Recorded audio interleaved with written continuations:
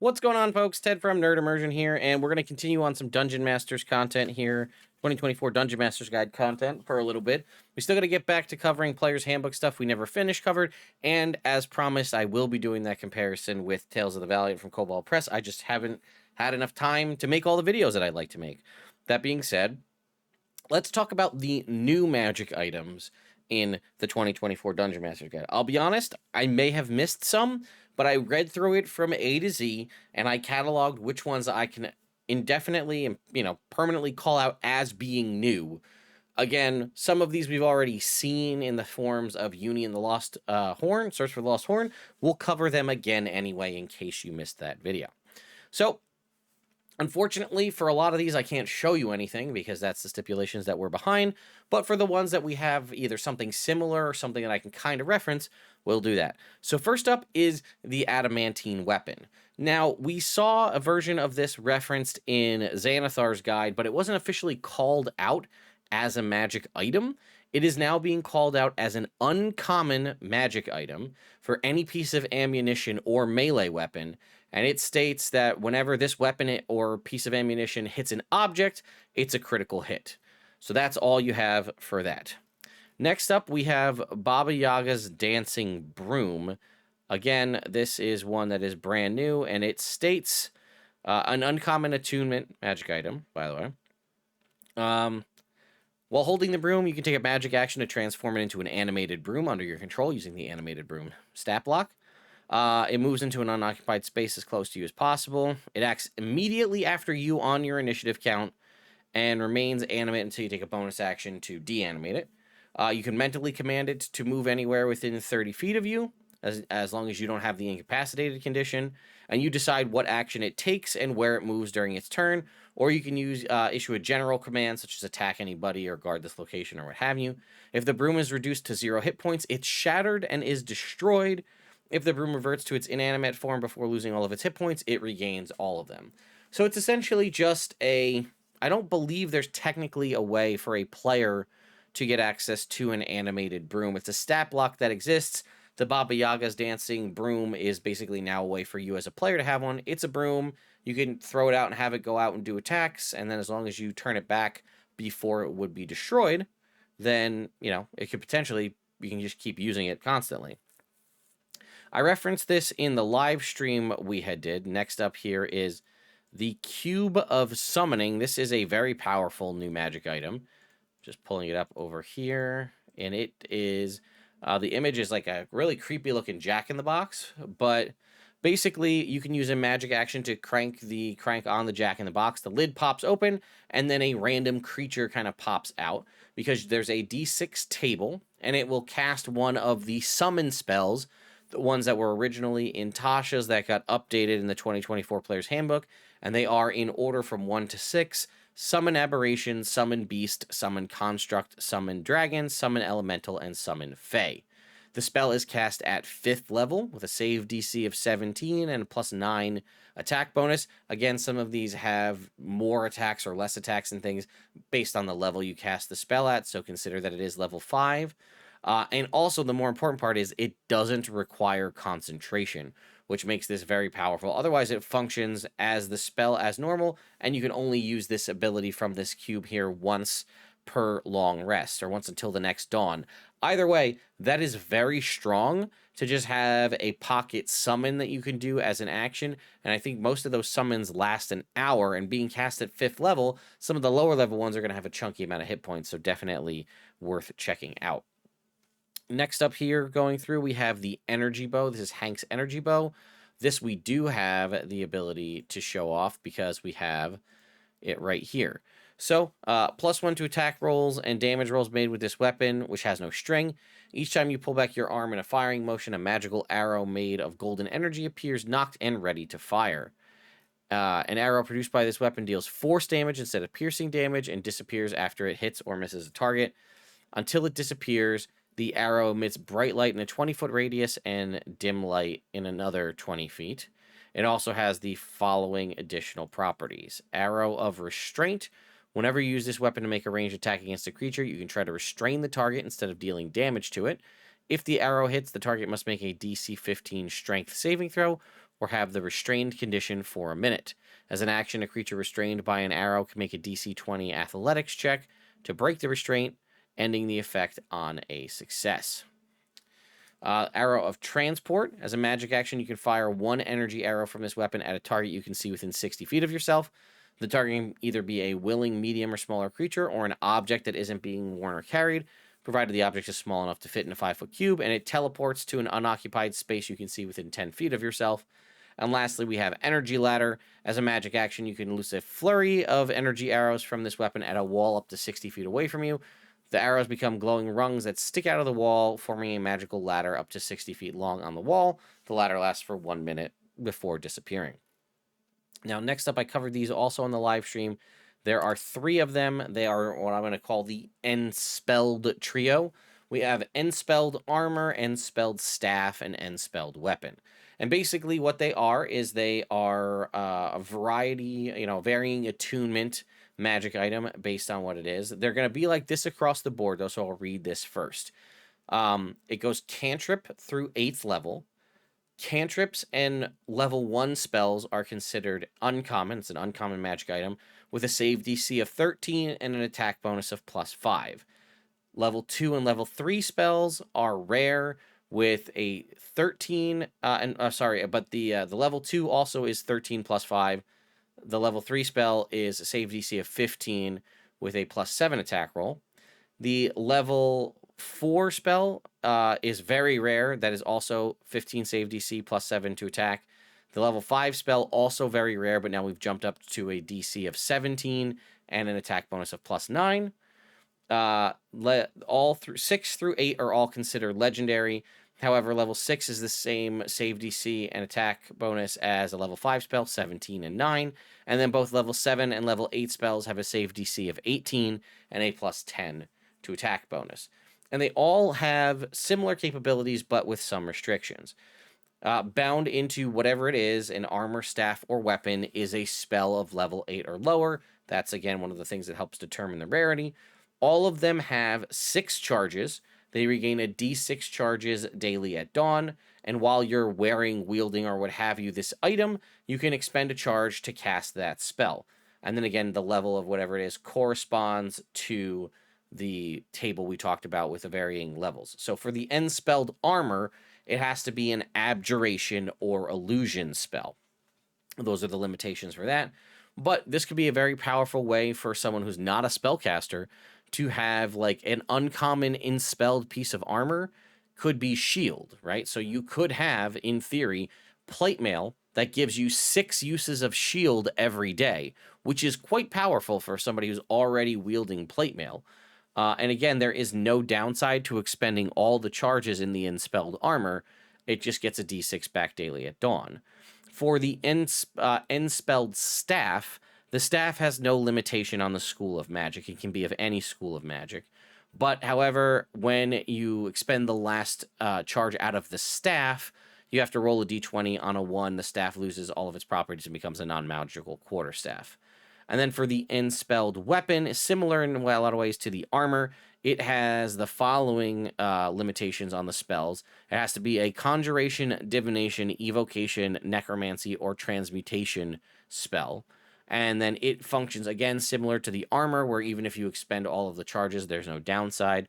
So the Enspelled Staff, it also only requires attunement. That's the only one that requires a specific attunement. The Enspelled Staff requires attunement by a spellcaster, whereas the armor and the weapon can be used by anybody. They have the restrictions on what schools they can use, schools of magic they can have the spell cast from, rather. But they also don't run out. If they use all their charges, there's no downside. Whereas if you use all the charges with the staff, you have the chance of possibly losing it entirely, but that's sort of the trade-off for the versatility of having all of the spells at your disposal. Next up is one that I totally thought existed already, but I just missed it in my read-through. It's called the Executioner's Axe. So a brand new magical axe that can actually not just be an axe, it's a battle axe, great axe, halberd, or hand axe. It is a +1 axe. It also is very rare, but here's the really cool part. It is non-attunement, which is awesome. And any humanoid you hit with this weapon takes an extra 2d6 slashing damage, and you gain temporary hit points equal to the extra damage dealt. So again, you're dealing extra damage, 2d6 to any humanoid, and getting temp HP equal to whatever you roll on that 2d6, which could crit to be 4d6, and then you get the temp HP equal to that. But yeah, for it being a very rare magic item, so a +1 very rare magic item with some temp HP generation, additional damage, and being non-attunement, this may be one of the coolest magic items. Also, I really like the concept of having this on a halberd, just because I like I think halberd has the graze property, I believe, which is a really cool weapon mastery property. So I think that's like one of my favorites we've seen so far. All right, next up is the Hag Eye. Now, remember, they had told us that the Hag Eye does technically exist. It is in the monster manual under the Hag section, which we're going to pull up there and see what differs between the two as we go jump to where the Hag Eye is in the book here. All right, Hag Eye, as you can see here, it's like a little sidebar, right? It says a Hag Coven can craft a magic item called a Hag Eye. The Hag Eye is usually entrusted to a minion for safekeeping. A Hag in the Coven can take an action to see what a Hag Eye sees. If the Hag Eye is on the same plane of existence, and it gives it some stats. And that's it. So here's what the official magic item is. It's an uncommon, non-attunement magic item. It has 3 charges. While wearing or holding this item, you can expend 1 charge to cast Dark Vision, targeting only yourself, or see invisibility. The Hag Eye regains all expended charges at dawn. And it has an ability here called Coven Sensor. The Hag Eye is usually entrusted to a Hag's minion. As a magic action, a Hag who belongs to that coven that created the Hag Eye can see what the Hag Eye sees if the Hag and the Hag Eye are on the same plane of existence. This effect lasts as long as the Hag maintains concentration. Multiple Hags in the coven can use it simultaneously. And lastly, it has a little bit here about how you create one. Only a Hag Coven can craft this item, which is made from a real eye coated in varnish and often fitted to a pendant or another wearable item. A Hag Coven can only have 1 Hag Eye at a time. It takes an hour, and the Hag can't perform it if 1 or more of them has the incapacitated condition. All right, next up after the Hag Eye, we have the Hat of Many Spells. This is Presto the Wizard from the D&D cartoons spell. First of all, it can be used as a spellcasting focused, and any spell you cast using the hat gains a special somatic component where you must reach into the hat and pull out the spell, because that's how Presto works. He takes his hat off and generates a spell from inside the hat. So while holding the hat, you can try to cast a level +1 spell you don't know. The spell must be on the wizard's spell list. It must be of a level that you can cast, and it can't have any material components that cost more than 1,000 gold pieces. Once you decide on the spell, you must expend a spell slot of the spell's level. Then, to determine whether you cast the spell, make an Arcana check at DC 10 plus the spell's level. On a successful check, you cast the spell normally using its normal casting time, and you can't use this property again until you finish a short or long rest.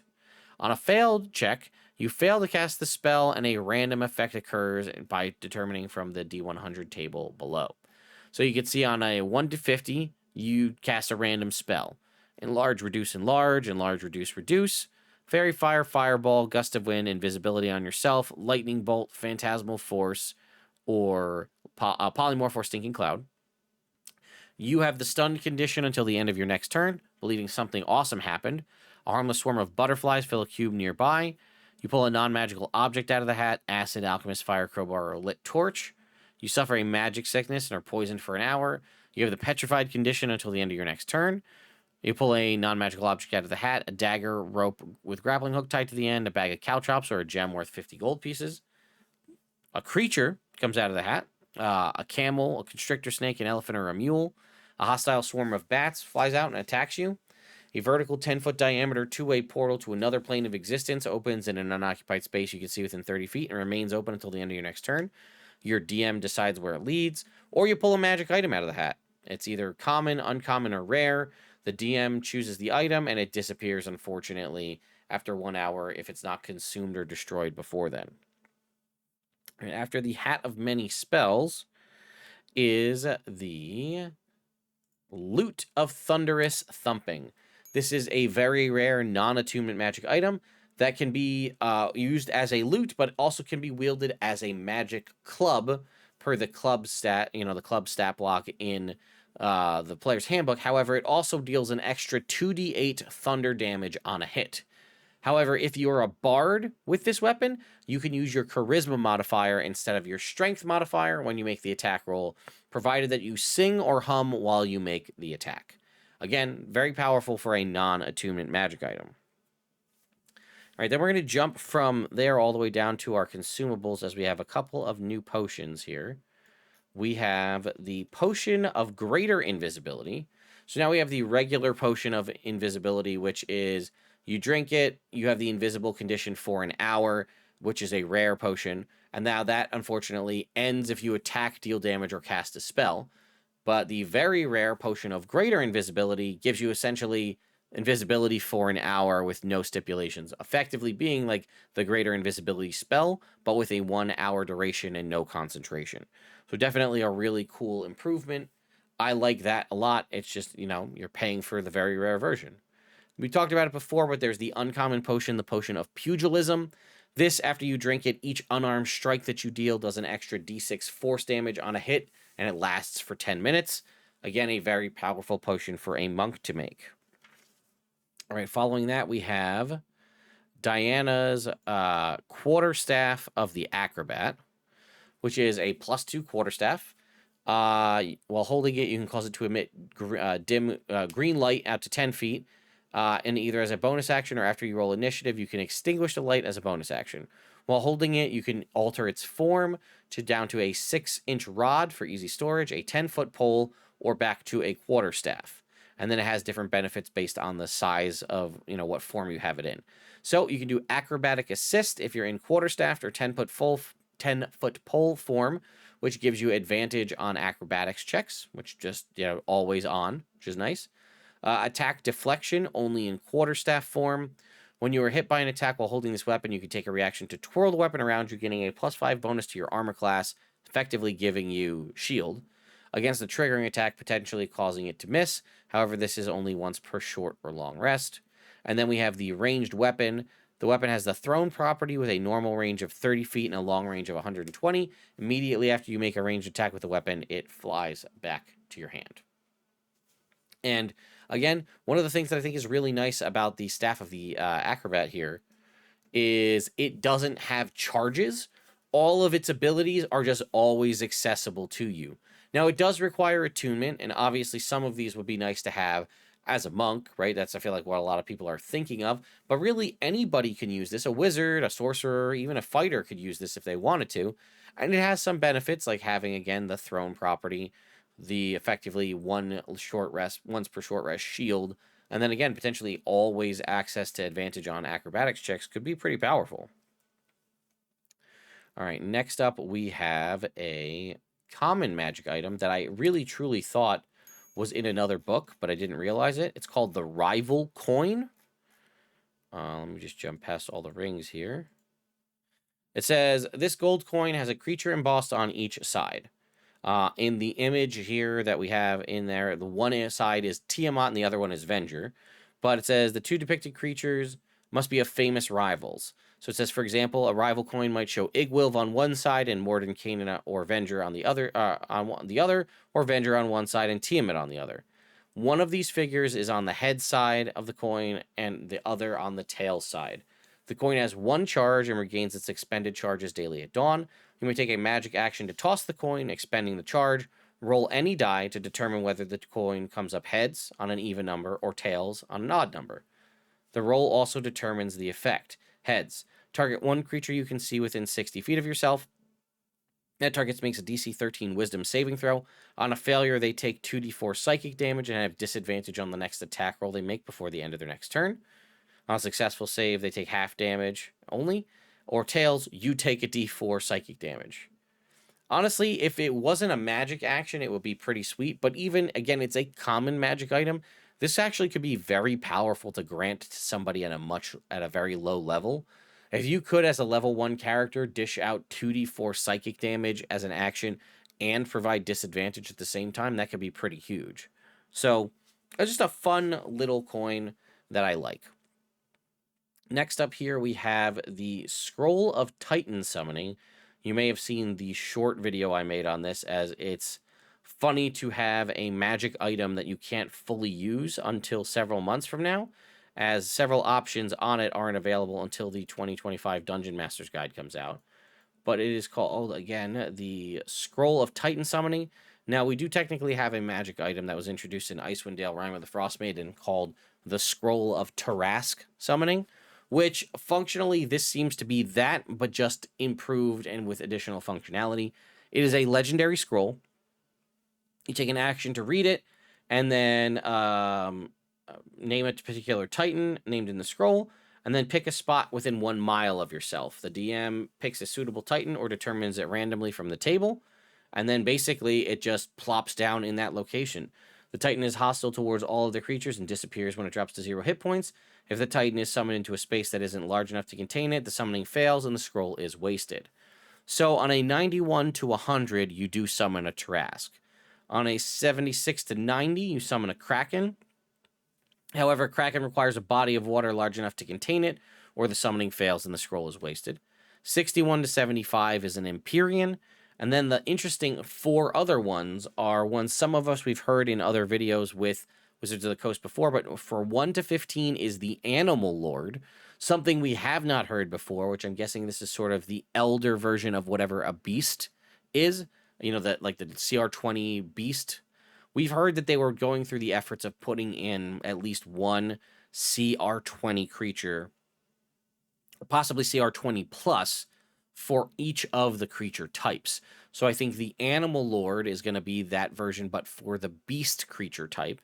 We have the 16 through 30 is the Blob of Annihilation. This we've heard about. They've mentioned it in other videos and things like that in interviews. This is the big, like, the Blob from the movie The Blob. But basically, this is a massive ooze that can just destroy, like can just roll over a town and just consume it. Then we have a Colossus for 31 to 45. I'm going to go out on the edge and assume a Colossus is going to be the construct version of this, because we have 46 to 60 is the Elemental Cataclysm. I'm going to assume that's obviously the Elemental.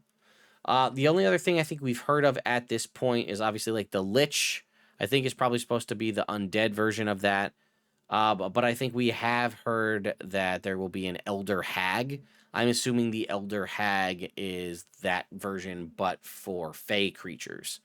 So that is the Scroll of Titan Summoning. Jumping back over to Uni and the Hunt for the Lost Horn, we have Eric's Shield of the Cavalier, one of the best shields in the game.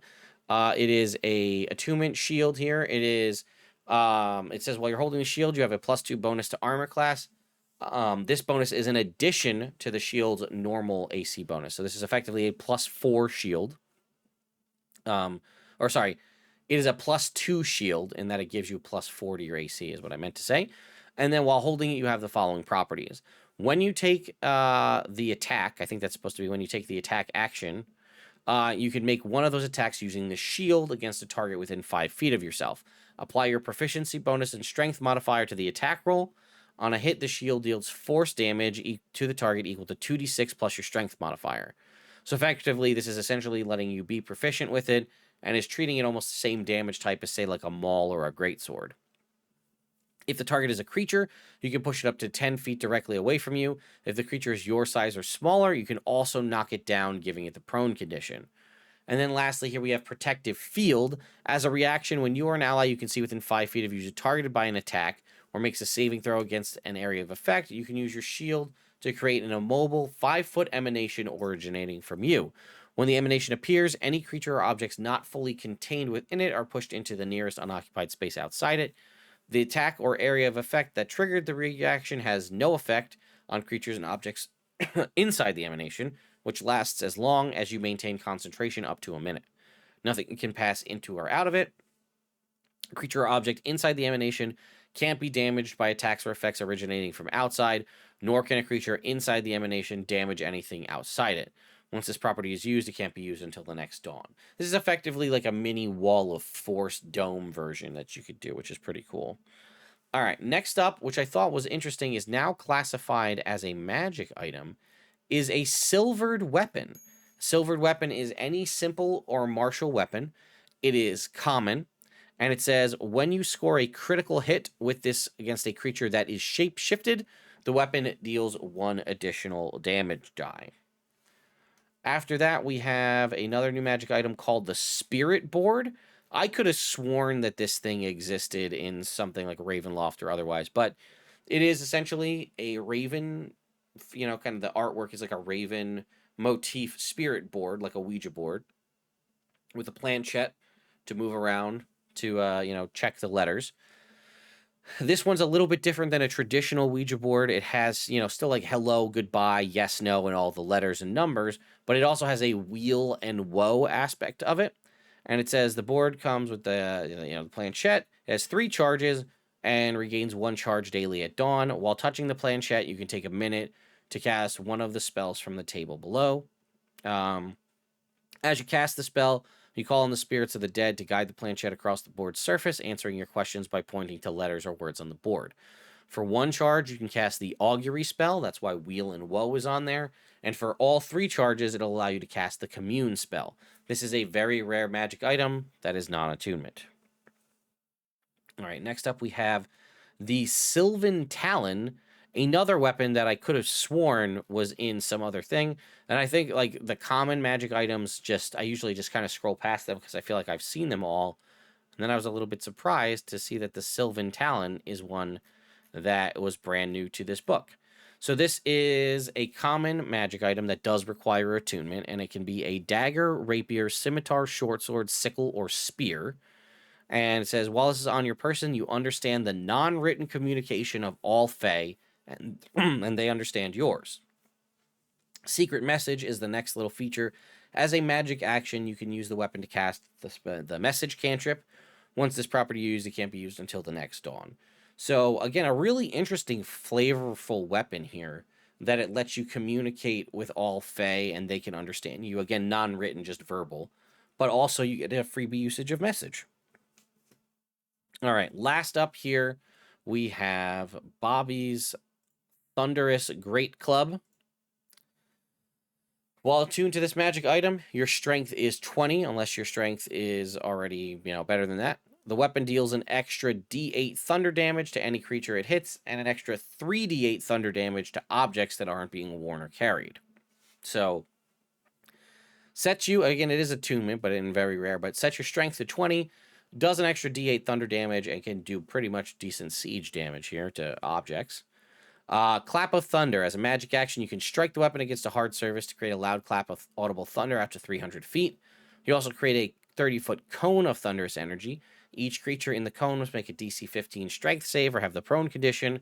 Non-magical objects in the cone take 3d8 thunder damage. So no damage, but an AoE potential, CC to knock people prone. Or Earthquake. As a magic action, you strike the weapon against the ground to create an intense seismic disturbance in a 50-foot radius circle centered on a point of impact. Structures in contact with the ground in that area take 50 bludgeoning damage, and each creature on the ground in that area must succeed on a DC 20 dexterity saving throw or have the prone condition. If the creature is also concentrating, it must make a DC 20 concentration check, or the concentration is broken. In addition, you can also cause a 30-foot wide, 10-foot deep, 10-foot wide fissure to open in the ground anywhere in the area. Any creature on a spot where the fissure opens must make a DC 20 dex save. On a failure, they fall into the hole. Any structure, or they move to the edge if they succeed. And any structure on a spot where the fissure opens collapses into the fissure. Once you use this property, you can't use it until the next dawn. Again, this is like a mini earthquake spell baked into here. And the last one that I called out is kind of not really new necessarily, but they changed the name. It was called Raps of Unarmed Prowess here when it was released in the Book of Many Things. They shift the name to Raps of Unarmed Power in this book. And as you notice here, again, this is one of those variable magic items where it's like +1, +2, +3, and the rarity increases. For this one here in the Book of Many Things, it states that your punches, your unarmed strikes are magical for the purposes of overcoming damage resistance, and then you get the additional bonus to attack and damage equal to the rarity of the item. The difference here is, much like I've been saying before, is that it has updated to basically allow you to do force damage. It says the bonus, and those strikes deal your choice of force damage or their normal damage type, as opposed to saying they're now magical for the purposes of overcoming damage resistance. It's now you can choose to deal the normal damage or force damage. And I think what that ultimately is going to mean in when we get the 2025 Dungeon Master's Guide, Monster Manual, is that if things had resistance to bludgeoning damage previously, or like bludgeoning damage by non-magical weapons or things like that, I think they're gonna, because of I think just the increase in power level for the characters, any of those qualifiers that were like you have resistance to you know, bludgeoning, piercing, slashing from non-magical weapons, I think that last part's going to just be cut now, and it's going to be, if they had resistance to that before, it's just flat out resistance now, not resistance with a qualifier. That's, I think we also see it from some of the character classes that used to have, or some of the feats and things that would give us resistance to non-magical bludgeoning, piercing, slashing damage. I think, and again, we saw that with the armor of invulnerability, used to be resistance to non-magical damage. It's now just resistance to bludgeoning, piercing, slashing. That's my assumption, is that what we're going to see going forward is if the creature had qualified, like, oh, they're only resistant to non-magical damage, they're just going to be resistant to all bludgeoning, piercing, slashing damage going forward. And that's why so many different features and items and things give you the opportunity to switch it to a different damage type. So instead of punching, with your wraps of unarmed power to deal bludgeoning damage, if the creature's resistant, you can switch it to force, which it likely won't be resistant to. But it also still retains the ability to be, if you want to deal bludgeoning damage, perhaps it's a creature that is vulnerable to bludgeoning damage. So I think that's, a little peek into the future of what we're going to see, is that's why so many features don't just give you inherent magical, overcoming that, because I don't think that's a thing anymore. So we'll have to make adjustments to that. But I mean, I could be wrong, but we'll see. But anyway, folks, that was my run through of what I saw when I read through the Dungeon Master's Guide of what all the brand new magic items that I could see were. Again, we got a couple of other things ported over from other books. The Cauldron of Rebirth. For some reason, only like the Mantle of Nature's Mantle or whatever, that one kind of cloak that druids and rangers can wear, that one got ported over for some reason, but none of the other items. I don't know why they pick and chose what they didn't really make a whole lot of sense to me, but either way, let me know your thoughts and opinions in the comments down below. I'll see you all next time.